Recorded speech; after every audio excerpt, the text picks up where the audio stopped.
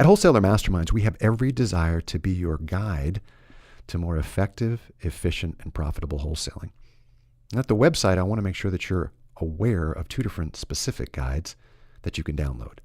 One is the guide to have the most effective partnership between internal and external wholesalers.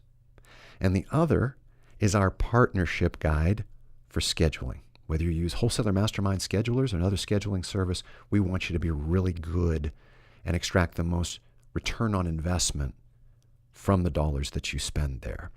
And speaking of Wholesaler Mastermind schedulers, I do want you to know that if you're on LinkedIn, be sure to be on the lookout because Sarah, who is Director of New Business Development Relationship Management at Wholesaler Mastermind Schedulers, has been writing some great content at LinkedIn to help you get still more value out of the relationship you have, again, with a scheduling firm, whether it's ours or anybody else's. Check out the guides at wholesalermasterminds.com. Check out the content at LinkedIn. Wholesaler Masterminds, your guide to more effective wholesaling. You know, advisors really do not care how you feel. You know I'm right. I mean, you go into an advisor's office carrying baggage of the bad day you're having, baggage of what's going on internally at your firm, baggage of some kind of disagreement you just had with your internal partner. They don't care. How do you better control your emotions, your moods, your attitudes?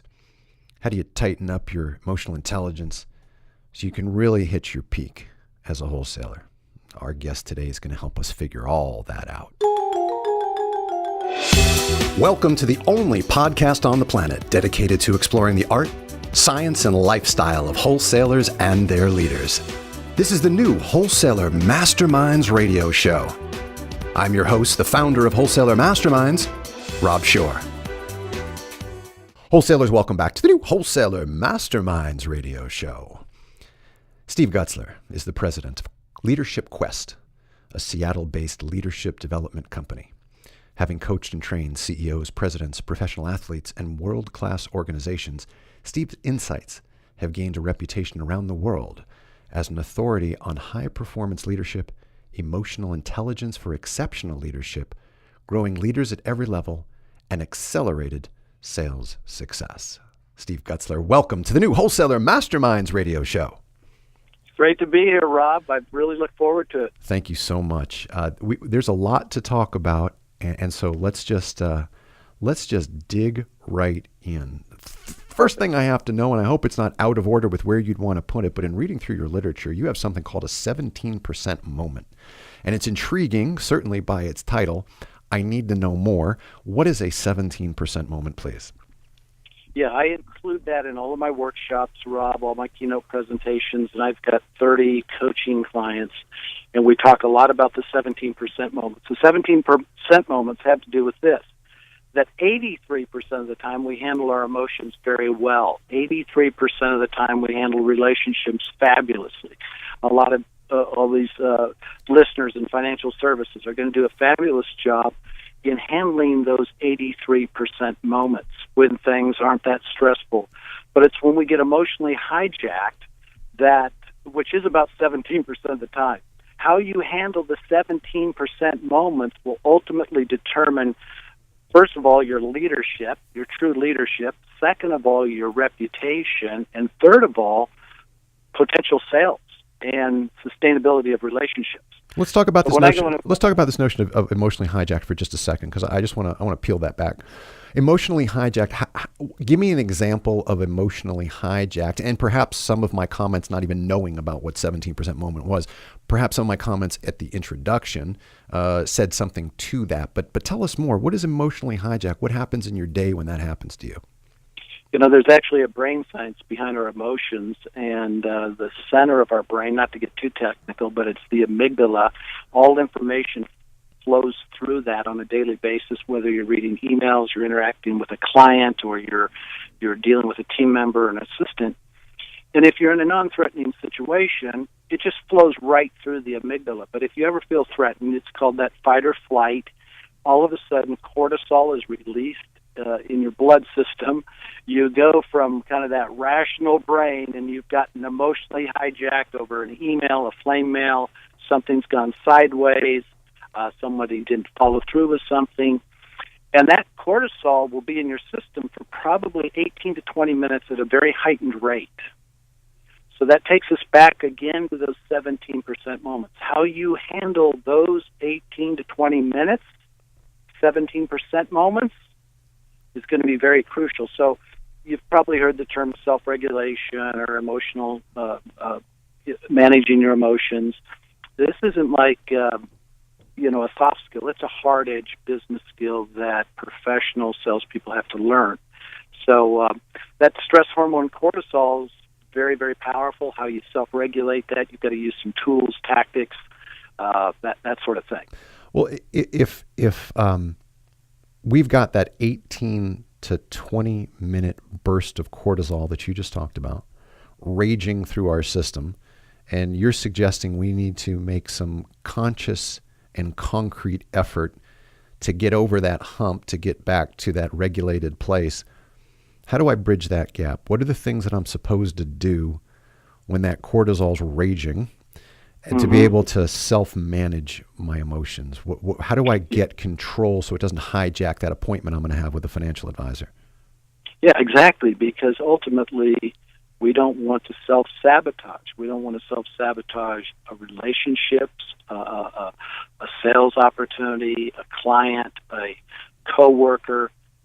So I often use this phrase, disengage, even if it's for a few moments, Rob, disengage for a few minutes so you can re-engage more powerfully. Okay, so disengage. You get that flame mail. You get really fired up. You feel that cortisol. I mean, we literally feel physical, hormonal effects. Oh, yeah. Heart rate goes up, perspiration, dryness of mouth. I mean, all of those are real. Those aren't just made up. So when those physical signs happen, those should be like warning lights. Don't enter. Don't. My son's in law enforcement, and of course, this is a hot issue in law enforcement, which is, if you can self-manage that time rather than press into that conflict. So often, you've heard the old advice, craft the email, go to lunch, come back, read it again. And often when we read it after the cortisol comes down, we change one sentence. Because if we send that, that's the only sentence they'll read, and they'll be emotionally hijacked. I want to comment on something you said right there, and I'm going just down a quick side street. And this really could we have a range of listeners, Steve. We've got listeners that have been wholesaling for 30 years, and we got wholesalers that aspire from the internal desk to be promoted to the outside. So they have a range of business skills and a range of years. And I want to just underscore and highlight one of the things that you said, because it's actually a great tactic. And the tactic is, you have an email that's come to you, and all you want to do is just flame in return. You just want to light that person up in return. And what Steve speaks about is a recognized but sadly sometimes not used tactic, which is go ahead and write it, just don't send it, and then come back later. And now that Steve's informed us of what the scientific reason is, let that cortisol drain out, and then let's come back and reevaluate and see if we really want to send. So it's a side street I went down, and for you older dogs out there, you may know that one, but for younger folks, it may not necessarily be as wise to some of the tricks. Yeah, that's one, so you don't send one and go, oh, how do I retrieve that? So I just wanted to mention that, Steve. No, that's perfect, and I appreciate that. That was so well spoken, and I think that I've been in this game a long time, and I still struggle. I'm not a master at it at all. I've been married. We just celebrated 36 years, and you'd think, boy, I'd have it all figured out by now with my spouse or my kids. And no, I wouldn't. No, I wouldn't, because you're human like everybody else. But here, right. I want to get back to this. I want to get back to this whole self-managing piece. So what do I do to come back off the edge? So let's take a real life example, Steve. So I am sitting in my car, as you are right now. And you are in between appointments, you're getting ready to see your next client, and shame on you, you check your email. Not really. That's what you're going to do to effectively manage your time during the day. You check your email, and there's just something that comes in, and dude, you are now fired up. But you only allowed yourself, 5 minutes for some quick scanning of email, but you're still fired up, and you don't have time, much time anyway, to calm down. You got to go. So how do I put this on fast forward? I don't have time for, a quick yoga session and a cup of chamomile tea. How do I calm down? That's a good one, and that's challenging. I think, number one, if you can breathe, and it sounds so simple, but breathing brings oxygen back into your bloodstream, and it actually helps neutralize the cortisol. And there have been times, I'm sure you've done this in some of your public speaking or broadcasts, I'll still get nervous before a big speech, and you're backstage, and you can almost feel yourself hijacking. And I have a series of breathing exercises that helps neutralize that cortisol. I also think that one of the biggest things that we forget are some of the preventative things that we do. I call them the proactive. There's the reactionary tactics that you have to practice, the stopping, the breathing, disengage, so you can re-engage more powerfully. But the proactive has to do with the filling of those buckets, those reserves, so you're not prone, you're not in a halted state to begin with. And I never have a courageous conversation at the end of the day, for instance. Say that. Wait. I want to make sure. Wait. You slid right past that. You never have a what kind of conversation? A courageous conversation, a difficult conversation at the end of the day, unless I, absolutely, have to. The reason is my emotional reserves are depleted throughout the day. Well, let's wait. I want to tackle that. You just hit on a really important point there. So you say a courageous conversation, a difficult conversation. You don't have it at the end of the day. And so the end of the day can have a lot of different meanings, right? It can be the end of the business day, whatever hour that is for you. It can be the end of your family day. So let's take this out of work and put it into home. You're saying don't have potentially, I'm extrapolating from what you said, don't have potentially volatile conversations towards the end of the day because you don't have as much well of reserves to call upon to combat some of your emotions. Is that a fair interpretation? That's very great. And I mentioned the halted state when you're hungry, angry, lonely, or tired. And that puts us at risk. So, have you ever tried to solve a marriage issue at 10 p.m. at night? Rarely does it happen. Bad choice. And so, but back to those reserves, I talk to leaders about be smart. You've got some great people in financial services that are very smart, very competent, skilled, certified, knowledgeable. But don't just be smart, be healthy. And you've got to fill those buckets. That physical bucket has to be filled. No one else can fill it. That emotional bucket can be filled through recreation, recreational activities, things outside of your work, unplugging. 97% of executives today say they're feeling on tilt or burned out, and they're not filling their buckets. Wholesalers. One of the big issue. I want to comment on that, Steve. Wholesalers. One of the things that Steve just said. This whole notion of unplugging. Look, there are no merit badges for not taking vacation. I don't know how to be more blunt with you. There are no merit badges for not taking a vacation. And your firm allows you 2, 3, if you've been there a hell of a long time, more time to take time off. And you not only should, you need to, because you have got to rehydrate your emotions in your brain. It's important, and you'll be better at your job if you do that. There are no merit badges for not taking time off. So I'll jump off my soapbox now, Steve, but I hear my clients, my coaching clients, I say to them, when was your last vacation? Oh, I don't take vacation. I'm like, no, that's not the right answer. It's a bad answer, as a matter of fact. What are your thoughts? Yeah, my thoughts are it's not sustainable. And at some point, you're going to put yourself at risk. You'll be on tilt. You won't be at your best. I think that a leader, I don't care what profession you're in, I think one of your greatest assets is your energy, your emotional energy, your energy to be present in the moment, your positivity. Back to emotional intelligence, the self-aware leader knows that his emotions are, you mentioned it, you can bring that into your office. The self-aware leader knows that those emotions are contagious. They're literally contagious, and you're spreading a virus every single day. when you have a one-on-one with an employee, you meet one-on-one with a client. You're exchanging information, but equally as important is the emotional mood exchange that's occurring. And what a lot of leaders don't find, going back to the reserves, they don't have reserves. So their vibe they're putting off isn't strong, it's not healthy, it's not attractive, it's not compelling. And nobody's perfect in this, but you can't fake that.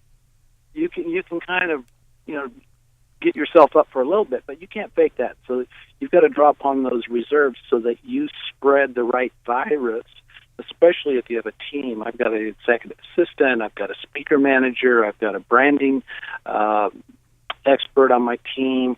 I've got a small team, but what I spread to that team is so vitally important because it just sends out a ripple effect. Now, one of the things you talk about is contagious ability, and I'm surmising from your comments that this has something to do with that, but I don't want to assume. Is that right?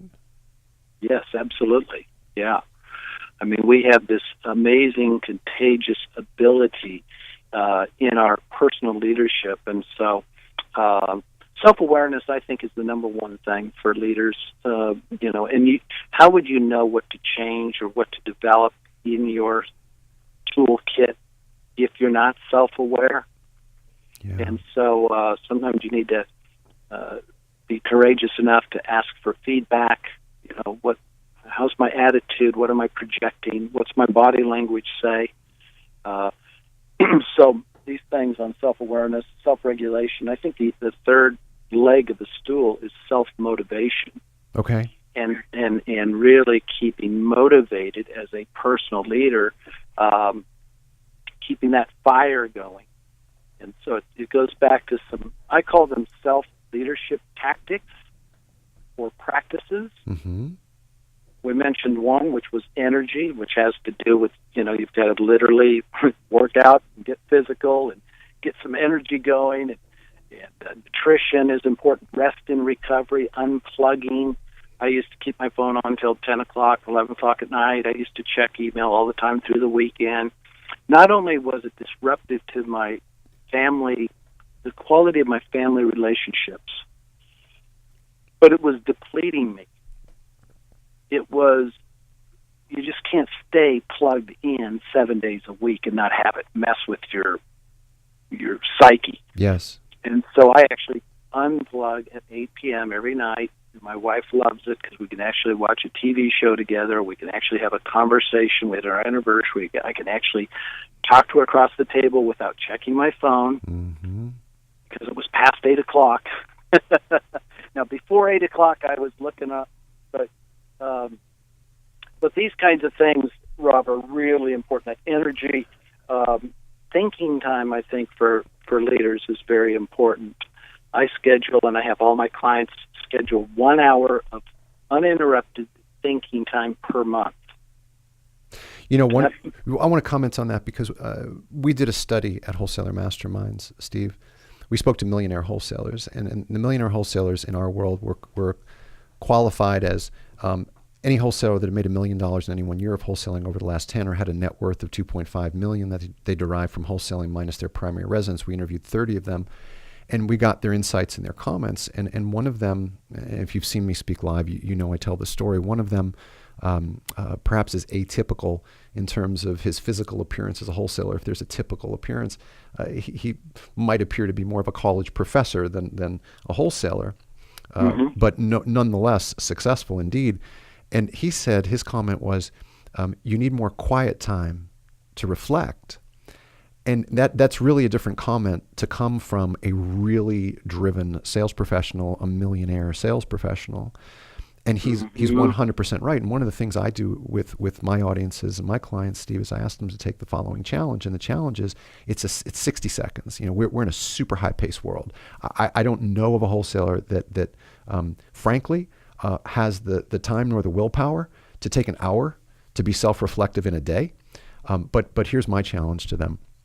My challenge, wholesalers, is after every appointment, you take a minute That's all. 60 seconds. 60 seconds. 60 seconds to be able to get back in the car, look in the rearview mirror, and say, gosh darn it, I killed in that appointment. Ask yourself why. Figure out why. Get at the heart of what you just did right. And the inverse of that, or the opposite of that, if you will, is you get in the car and you look in the rearview mirror and you go, well, that was a train wreck. Don't just dismiss it. Wait for 60 seconds. Ask yourself, what went wrong? What could I do better? Catalog it, reference it for later, and now turn over the car and drive away. Because we spend all of our time doing the next thing. What's the next call I have to make? What's the next email I have to respond to? What's the next piece of literature I have to order? What's the next plane flight I have to book? Next. And so we're in 100% agreement on many, many things that you've spoken about, and this certainly is one of them. Yeah, I started years ago, Rob, and I started almost like with the minute, and it went to 5, and I'm not boasting about this at all and I'm at a different stage of life than a lot of people. I'm self-employed. I have a home office, unless I'm traveling. But the first hour of my day is a 20-20-20, and I get up at about 5 o'clock in the morning, and the first 20 minutes is a spiritual focus. And I say 20, I'm saying anywhere from 10 to 20 minutes. And I try to write in a journal, and it seems so awkward when I first started. The second 20 is reading, and the third 20 is I get very focused on my main events for the day, my MVPs, my most valuable, profitable work for that day, the 3 must-haves I have to crush. And I get very focused around it. When I get to the third 20 minutes, I can feel my adrenaline picking up. It's almost like, it's almost game time. But if I don't do the first 2 segments, a spiritual, and it could be, could be reflection, gratitude, whatever that looks like. I try to write out a prayer. I have a lot of reasons to be very grateful. And the second is personal development, where I'll listen to one of your podcasts, or I'll listen to a personal development podcast. Some form of filling my mental bucket for that day. And so we call it the 20-20-20, and I ask my clients, I'll say, even if you can start with a 5-5-5, or I like yours, the 1-1-1, don't underestimate the power of small beginnings. So that's great, Rob. Steve, thank you for joining us. Wholesalers, there's a reason why Steve has 56,000 Twitter followers. There's a reason why he's done 2,500 presentations around the globe. Steve Gutzler, thank you for joining us today. My pleasure, Rob. Thank you. Wholesalers, if you want to know more about Steve Gutzler, check out our website. He's available through Wholesaler Mastermind Speakers Bureau. If you have an upcoming event, be that some sort of national sales conference, other place where you want to bring in someone like Steve, we can be able to assist you with that. And until we meet again, come back next time for another episode of the new Wholesaler Masterminds radio show. You'll find all of our content at wholesalermasterminds.com, and the podcast can be found at iTunes, Stitcher, and Google Play.